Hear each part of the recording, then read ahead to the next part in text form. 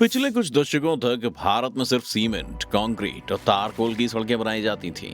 वहीं आजकल देश में इन सड़कों को बनाने के लिए प्लास्टिक और स्टील वेस्ट का इस्तेमाल भी किया जा रहा है। लेकिन क्या आपने कभी सोचा है कि जिन सड़कों का यूज सिर्फ चलने के लिए किया जाता है, उसे बिजली बनाने के काम में भी लाया जा सकता है? अब आप सोच रहे होंगे कि भला सड़कों से बिजली बनाने का काम कैसे किया जा सकता है?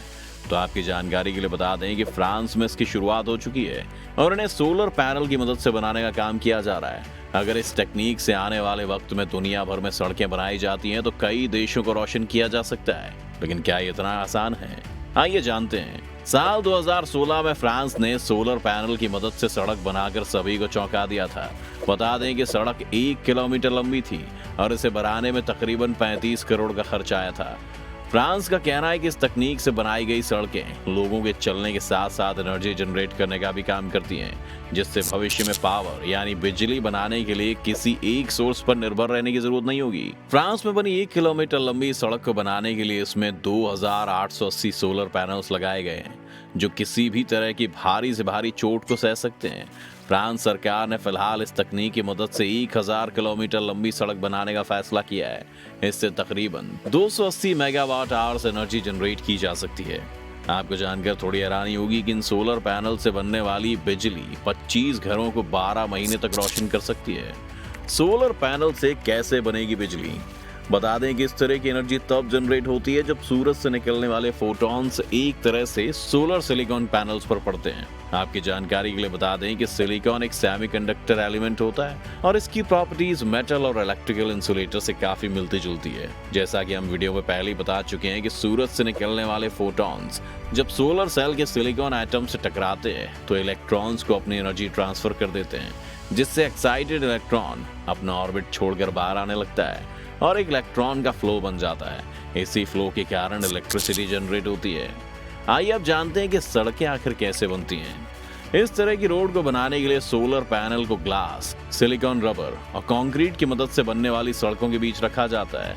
इससे सड़क पर लगे पैनल को किसी भी तरह का नुकसान होने की प्रोबेबिलिटी ना के बराबर हो जाती है। लेकिन ऐसी सड़कों पर बारिश के समय फिसलन बढ़ सकती है। ऐसे किसी भी हादसे को रोकने के लिए इन सड़कों पर कुछ इस तरह की कोटिंग करके ग्रिप बना दी जाती है, जो बारिश में गाड़ियों के स्लिप होने से रोकने में मदद करती है। सिलिकॉन से बने सोलर सेल को खोजने का काम साल 1954 में अमेरिका में किया गया था। तब इसका ज्यादातर इस्तेमाल सिर्फ अंतरिक्ष से जुड़े कामों में किया जाता था, जो आज के जमाने से कंपैरिजन करें तो उस वक्त काफी महंगा हुआ करता था। लेकिन तेजी से एडवांस होती टेक्नोलॉजी के साथ इसकी कॉस्ट में भी काफी गिरावट आ चुकी है। वहीं साल 2000 में जर्मनी ने अक्षय ऊर्जा, जिसे इंग्लिश में रीन्यूएबल एनर्जी भी कहा जाता है, इसका ज्यादा से ज्यादा यूज करने के लिए कानून पारित किया था। इसमें विंड और सोलर ऊर्जा जैसे अलग अलग सोर्स से पावर जनरेट करने के लिए देश में बिकने वाले सोलर पैनल के प्राइस फिक्स कर दिए थे, जिसके बाद इसका देश में होने वाला इस्तेमाल काफी बढ़ गया था। दुनिया भर में सोलर सेल के इन दामों में भारी गिरावट लाने का काम चीन ने किया, क्योंकि चाइना दुनिया भर में बड़ी से बड़ी चीजों को कॉपी करने और उसे सस्ता बनाने के लिए मशहूर है। वहीं कई देश में यूज किए जाने वाले ये सोलर पैनल 70% तक चीन में ही बनाए जा रहे हैं। बता दें कि रीन्यूएबल एनर्जी के बड़े पैमाने पर इस्तेमाल करने की बात साल 2000 में शुरू हुई थी, जो 2022 तक 200% तक बढ़ चुकी है। दुनिया में मौजूद सभी देश मिलकर इस बारे में लगातार नई नई रिसर्च कर रहे हैं कि कैसे अलग अलग तरीके से सौर ऊर्जा का ज्यादा से ज्यादा यूज किया जा सकता है। वैसे सुनने में काफी अच्छा लग रहा है, लेकिन साल 2019 तक दुनिया भर में 17,000 टेरावाट आवर्स की रीन्यूएबल एनर्जी जनरेट की गई थी। इसमें सिर्फ 3% एनर्जी ही सोलर से थी। लेकिन वहीं अगर सभी देश अपनी सड़कों को रीन्यूएबल एनर्जी बनाने में कन्वर्ट कर दें तो सोलर एनर्जी की इस रेस में हम काफी आगे पहुंच सकते हैं। सोलर सड़कें दुनिया में बदलाव कैसे ला सकती हैं? आपकी जानकारी के लिए बता दें कि दुनिया भर के सभी देश ग्लोबल तौर पर क्लाइमेट चेंज नाम की समस्या से जूझ रहे हैं।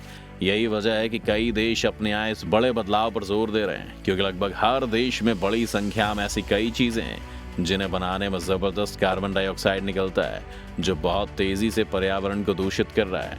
वहीं इस कार्बन डाइऑक्साइड का असर पूरी दुनिया में तापमान में बढ़ोतरी के तौर पर देखा जा रहा है। वैसे कई देश अपने यहाँ एस्फॉल्ट यानी डामर नाम के केमिकल से सड़कें बना रहे हैं। इनकी एक खास बात होती है कि सूरज से निकलने वाली रेस को 80 से 95% तक सोख लेती है, जिसकी वजह से शहरों और उसके आसपास गर्मी काफी बढ़ जाती है।